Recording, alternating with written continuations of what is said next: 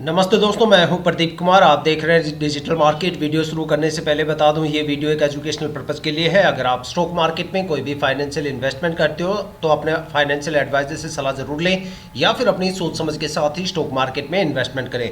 अगर आपको stock market में कोई भी फाइनेंशियल लॉस होता है तो उसके लिए ये वीडियो रिस्पॉन्सिबल नहीं रहेगी। तो चलो दोस्तों, वीडियो शुरू करते हैं। दोस्तों, आज हम बात करने वाले हैं Lakshmi finance and industries corporation stock के बारे में। देखा जाए तो ये स्टॉक फाइनेंशियल सर्विसेज सेक्टर से बिलोंग करता है। देखो, स्टॉक मार्केट में किसी भी स्टॉक में इन्वेस्टमेंट करने से पहले करीब आपको दो बातें हमेशा ध्यान में रखनी चाहिए। अगर वो दो बातें जो मैं आपको बताने वाला हूं, अगर आप किसी भी स्टॉक के बारे में बारीकी से जानते हो तो समझ लो आपने उस स्टॉक के बारे में 60 से लेके 80% तक जो डीप फंडामेंटल एनालिसिस है वो मात्र चंद मिनट की वीडियो में कर डाली। देखो, एक एग्जाम्पल के तौर पर मैं आपको बताता हूं। जब आप किसी भी बैंक में जाते हो तो हमेशा जब आप कोई भी एफडी करवाते हो, कोई भी पॉलिसी लेते हो या म्यूचुअल फंड लेते हो, तो आप हमेशा बैंक से एक चीज जरूर पूछते हो कि भैया कितने टाइम ड्यूरेशन की होल्डिंग करने पे हमें कितना रिटर्न मिलेगा या फिर कितनी मैच्योरिटी इस पॉलिसी या फिर एफडी से हमें देखने को मिलेगी। लेकिन स्टॉक मार्केट के केस में हम ये चीजें नहीं देखते, बल्कि स्टॉक मार्केट में हम उस पॉलिसी से ज्यादा ही कहीं यहां पे इन्वेस्टमेंट करते हैं, लेकिन फिर भी हम ये चीजें बारीकी से चेक नहीं करते। जो दो बारीक चीजें मैं आपको समझाने वाला हूं, एक उसमें है इस स्टॉक के पिछले 5 साल के रिटर्न के बारे में। देखो, किसी भी स्टॉक के अगर आप पिछले 5 साल के रिटर्न जान जाते हो तो वहां से आपको एक पैटर्न देखने को मिल जाता है, एक अंदाजा आपको देखने को मिल जाता है कि भाई ये स्टॉक शॉर्ट टर्म में ज्यादा प्रॉफिटेबल है या फिर ये स्टॉक लॉन्ग टर्म में ज्यादा प्रॉफिटेबल है, या फिर ऐसे कौन कौन से टाइम ड्यूरेशन आपको देखने को मिल सकते हैं जहां पे आपको स्टॉक में भर भर के रिटर्न देखने को मिल सकता है, और ऐसे कौन से नेगेटिव टाइम ड्यूरेशन है जहां पे आपको स्टॉक में भर भर के गिरावट देखने को मिल सकती है। क्या स्टॉक में मैक्सिमम स्टॉक में कितनी ज्यादा गिरावट हमें देखने को मिल सकती है और मैक्सिमम कितना ज्यादा रिटर्न देने का दम ये स्टॉक रखता है। साथ में एक नजर डालेंगे हम स्टॉक के होल्डिंग पैटर्न के बारे में। कुछ बारीकियां मुझे आपको बतानी है होल्डिंग पैटर्न के बारे में। साथ में इस निष्कर्ष तक पहुंचने की कोशिश करेंगे कि भाई क्या हमें स्टॉक में ट्रेड करना चाहिए या फिर नहीं करना चाहिए। आपके काफी ज्यादा सवालों के जवाब इस वीडियो में छुपे हुए हैं। वीडियो को पूरा जरूर देखिएगा। आई होप कि यहां से आपको काफी ज्यादा वैल्यूएबल इंफॉर्मेशन देखने और सुनने को मिलने वाली है। तो चलो दोस्तों, वीडियो शुरू करते हैं। दोस्तों, अगर बात करें Lakshmi finance and industries corporation stock के पिछले 5 साल के रिटर्न के बारे में, तो देखते हैं स्टॉक ने शॉर्ट टर्म और लॉन्ग टर्म में आखिर कितने कितने टाइम ड्यूरेशन की होल्डिंग करने पे आखिर अपने इन्वेस्टर्स को पिछले 5 सालों में क्या रिटर्न दिया है और कितनी ज्यादा यहां पे हमें गिरावट देखने को मिलती है। अगर स्टॉक में शॉर्ट टर्म पे एक नजर डाली जाए तो देखते हैं शॉर्ट टर्म में स्टॉक ने यहां पे क्या रिटर्न दिया है और कितनी ज्यादा यहां पे गिरावट देखने को मिलती है। अगर स्टॉक में 1 वीक की होल्डिंग की बात करें तो 1 वीक में स्टॉक में करीब 9.5% से ज्यादा की गिरावट दर्ज हुई है। और अगर इस स्टॉक में 1 मंथ की होल्डिंग की बात करें तो 1 महीने में स्टॉक ने करीब 6.5% से ज्यादा की गिरावट दर्ज की है। अगर इस स्टॉक में 3 महीने की होल्डिंग की बात करें तो करीब 3 महीने में स्टॉक ने 17.5% से ज्यादा की गिरावट यहां पे दर्ज की है। और अगर इस स्टॉक में 6 महीने की होल्डिंग की बात करें तो 6 महीने में स्टॉक ने करीब 4% का एक माइनर सा रिटर्न यहां पे गेन किया है। अगर इस स्टॉक में 9 महीने की होल्डिंग की बात करें तो 9 महीने में स्टॉक ने करीब 24.25% के करीब एक अच्छा खासा रिटर्न दिया है। अब बात करने वाले हैं स्टॉक के लॉन्ग टर्म को लेके। देखते हैं लॉन्ग टर्म में अलग अलग टाइम ड्यूरेशन की होल्डिंग करने पर आखिर स्टॉक से हमें कितना रिटर्न या फिर गिरावट देखने को मिलती है।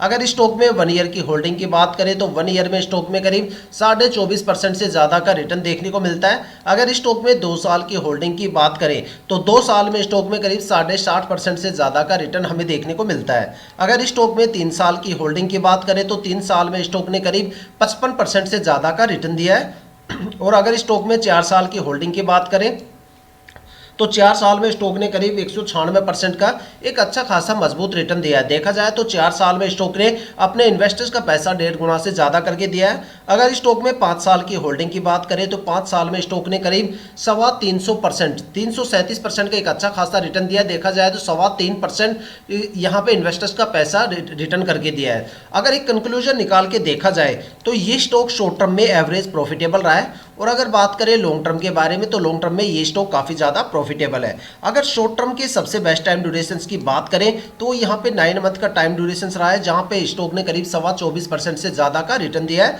और अगर बात करें लॉन्ग टर्म के बारे में तो लॉन्ग टर्म में मैं आपको यही सुजेस्ट करूंगा कि भाई स्टॉक से आप जितने लंबे टाइम ड्यूरेशन के बाद एग्जिट करोगे उतना अच्छा खासा भर भर के रिटर्न यहाँ पे आपको देखने को मिलेगा। लॉन्ग टर्म की अगर सबसे बेस्ट टाइम ड्यूरेशन की बात करें तो वो यहाँ पे 5 साल का टाइम ड्यूरेशन रहा है, जहां पे स्टॉक ने 337% का एक अच्छा खासा रिटर्न दिया है। देखा जाए तो 5 साल में स्टॉक ने अपने इन्वेस्टर्स का पैसा करीब 3.25 गुना से ज़्यादा करके दिया है। अगर देखा जाए तो ये स्टॉक में आप किसी भी टाइम ड्यूरेशन में एंट्री ले सकते हो, लेकिन एग्जिट करते टाइम यही सुजेशन मैं आपको दूंगा कि स्टॉक में जितना लंबे टाइम के लिए आप होल्ड करोगे उतना अच्छा खासा ये स्टॉक आपके लिए प्रॉफिटेबल रहेगा।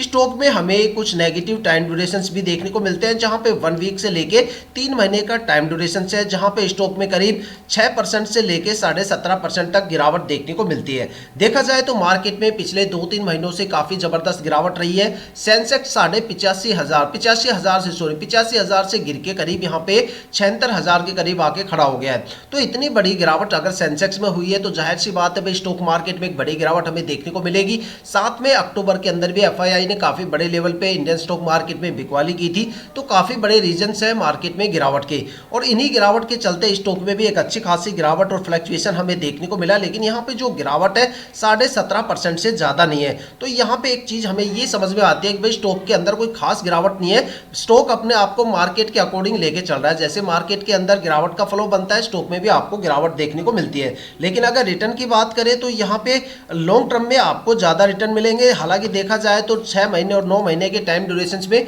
यहाँ पे आपको एग्जिट पॉइंट देखने को मिल जाते हैं। तो दोस्तों ये थे स्टॉक के पिछले 5 साल के रिटर्न, जो आप किसी भी फाइनेंशियल वेबसाइट पे चेक कर सकते हो या फिर अपनी ब्रोकरेज एप्लीकेशन पे चेक कर सकते हो। अब सवाल ये आता है कि भाई क्या हमें स्टॉक में ट्रेड लेना चाहिए या नहीं लेना चाहिए। देखो, किसी भी स्टॉक के पिछले 5 साल के रिटर्न के बेस पे हम ये डिसीजन नहीं बना सकते, क्योंकि पिछले 5 साल के रिटर्न के बेस पे हमें एक अंदाजा ये मिल जाता है कि भाई स्टॉक में मैक्सिमम कितने गिरावट है, किस टाइम ड्यूरेशन पे मैक्सिमम रिटर्न ये स्टॉक दे सकता है, कहां से आपको पॉजिटिव मोमेंटम स्टार्ट होने को देखने को मिल सकता है, एक अंदाजा यहां पे मिल जाता है। लेकिन ट्रेड में इन्वेस्टमेंट करने से पहले उसकी कुछ बारीकियां हमें देखनी चाहिए, जो बारीकियां हमें यहां पे इस स्टॉक का जो होल्डिंग पैटर्न है, होल्डिंग पैटर्न से देखने को मिलेगी।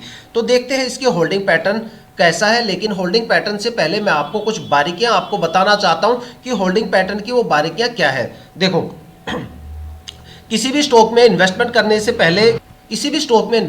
से पहले वहां पे जो प्रमोटर की होल्डिंग है वो 50% या उससे ज्यादा होनी चाहिए। अगर किसी भी स्टॉक के अंदर प्रमोटर की होल्डिंग 50% से कम है तो ये समझ लो भाई वहां पे प्रमोटर अपनी होल्डिंग को जल्दी से रिलीज करने की कोशिश करेंगे, और आने वाले टाइम में आपको स्टॉक के अंदर रिटर्न काफी कम देखने को मिलेंगे और स्टॉक में स्ट्रेस लेवल सबसे ज्यादा आपको देखने को मिलेगा। लेकिन अगर मान लो किसी भी स्टॉक के अंदर प्रमोटर की होल्डिंग 50% से ज्यादा है, मान लो 70, 80, 90% या इससे ज्यादा है, तो वो स्टॉक या तो मल्टीबैगर बन जाता है या फिर वो स्टॉक लंबे टाइम तक एक अच्छा खासा हमें रिटर्न देता है। क्योंकि जो डीआईआई और प्रमोटर होते हैं वो सबसे ज्यादा ट्रस्टवर्दी इन्वेस्टर्स होते हैं, जो किसी भी कंपनी के साथ काफी लंबे टाइम तक रुकते हैं और धीरे धीरे करके अपनी होल्डिंग को रिलीज करते हैं। लेकिन दो ऐसी भी कैटेगरी हमारे स्टॉक मार्केट में जो सबसे ज्यादा पैनिक इन्वेस्टर्स की कैटेगरी में काउंट होती है। अगर आपको लगता है कि पब्लिक इन्वेस्टर्स सबसे ज्यादा पैनिक इन्वेस्टर्स है, तो फिर आपकी जो फंडामेंटल एनालिसिस करने की जो स्किल्स है उसको आपको इंप्रूव करने की जरूरत है, क्योंकि जो एफआईआई है वो सबसे ज्यादा पैनिक इन्वेस्टर्स की कैटेगरी में आती है।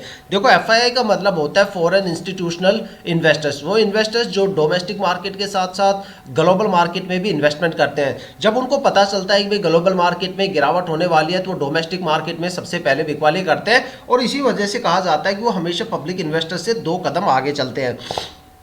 क्योंकि जो पब्लिक इन्वेस्टर्स होते हैं वो सिर्फ डोमेस्टिक मार्केट की एनालिसिस करते हैं, लेकिन एफआईआई क्या होता है, डोमेस्टिक और ग्लोबल मार्केट दोनों की बारीकी से जांच करती है, बारीकी से वो एनालिसिस करती है, इसलिए वो हमेशा 2 कदम आगे रहती है। इसलिए हमेशा कहा जाता है जिस स्टॉक में एफआईआई की होल्डिंग ज़्यादा रहती है वहाँ पर या तो आपको एक अच्छा खासा फ्लक्चुएशन देखने को मिलेगा, या फिर टाइम आने पर आपको स्टॉक में एक अच्छी खासी गिरावट भी देखने को मिलती है। इसलिए हमेशा कहा जाता है कि जिस स्टॉक में आप इन्वेस्टमेंट करना चाहते हो वहाँ पर प्रमोटर की होल्डिंग एटलीस्ट 50% तो होनी चाहिए, और 50% से जितनी ज्यादा हो वो आपके लिए प्लस पॉइंट है। लेकिन एफआईआई की होल्डिंग कम से कम हो, उस स्टॉक से आप मार्केट से एक अच्छा खासा प्रॉफिट गेन कर सकते हो। अब देखते हैं स्टॉक का जो होल्डिंग पैटर्न है आखिर उसके पिटारे से क्या निकल के आता है। अगर यहाँ पे होल्डिंग पैटर्न देखा जाए तो प्रमोटर की होल्डिंग यहाँ पे 47% है, जो पिछले साल भी 47% है। तो यहाँ पे हमारे 2 पॉइंट क्लियर हो जाते हैं। सबसे पहला कि प्रमोटर की होल्डिंग 50% से कम है। दूसरा, यहाँ पे क्वार्टर टू क्वार्टर हमें प्रमोटर की होल्डिंग में कोई भी चेंजेस नहीं देखने को मिलता, जिससे ये प्लस पॉइंट हमें देखने को मिलता है कि भाई यहाँ पे प्रमोटर काफ़ी लंबे टाइम तक रुकने की कोशिश कर रहे हैं, वो अपने होल्डिंग में कोई भी चेंजेस नहीं कर रहे।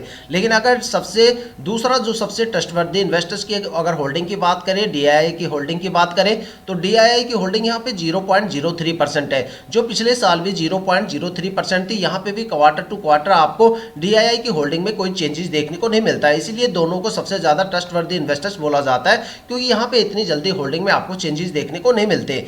और अगर यहाँ पे FII की होल्डिंग की बात करें तो पिछले साल FII की होल्डिंग 0% थी और इस साल भी 0% है। ये सबसे ज़्यादा प्लस पॉइंट हमें देखने को मिलता है कि यहाँ पे FII की होल्डिंग नहीं है। और अगर यहाँ पे पब्लिक इन्वेस्टर्स की बात करें तो यहाँ पे पब्लिक इन्वेस्टर्स 43.31% है, जो पिछले साल 43.29% थे।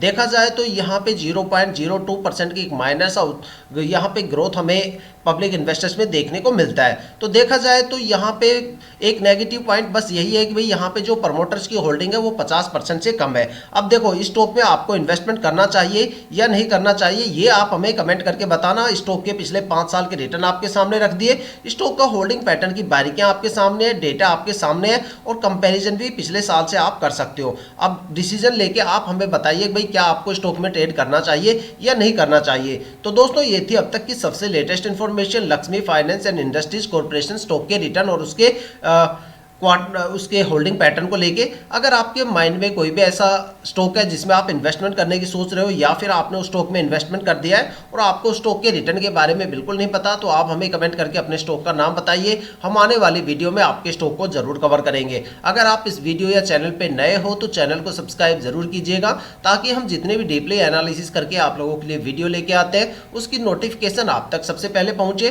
ताकि आप स्टॉक मार्केट के हर पहलू से रूबरू रहें, अपने आप को अपडेट और अपग्रेड करते रहें। इसी के साथ ये वीडियो समाप्त करते हैं, मिलते हैं नेक्स्ट वीडियो के साथ।